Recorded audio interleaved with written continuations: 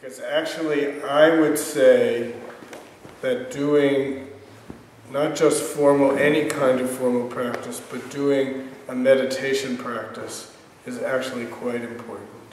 And actually, to be fair, the word Zen is a Japanese word. It actually comes from the Chinese. The Chinese word is Chan.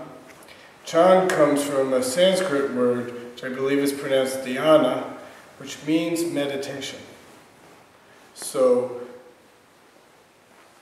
the practice of meditation went to China, and a sect of Buddhism became called Meditation Buddhism.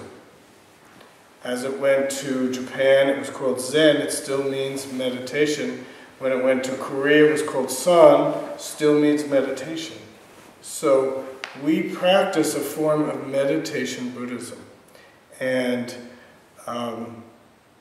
it is true that you can bring a meditative sense to any activity. That's why we do work as part of our practice. That's why we do bowing. As Gary said, that's why we do chanting. That's even why we have these Dharma Talks. That's why I give interviews and talk to people, and we do Kumran practice. There's all these different ways of doing things. But how do we learn what a meditative mind is? So when in this chapter he says sitting, lying down, walking, those are other postures that you can bring your meditation to. And unless we find a way to see our minds, perceive how our mind is out of control, and find a way to work with it, we just remain unconscious to that stupid thinking.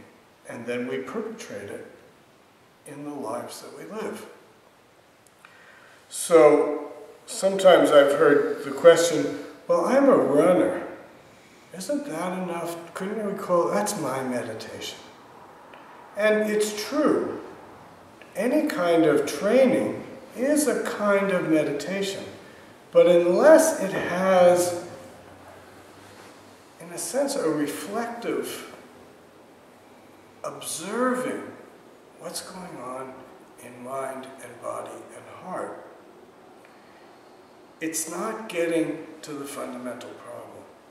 And the reason that this sitting meditation practice has been so important for now over 2,000 years, and I'm sure people were doing it before the Buddha started doing it, is because it's a gateway to look and perceive our own minds. We start from what in Chinese Zen they call the great question, and that is, what am I? Sometimes you can think of it, what is this thing that I call I? See, we think, superficially, we think we know who we are.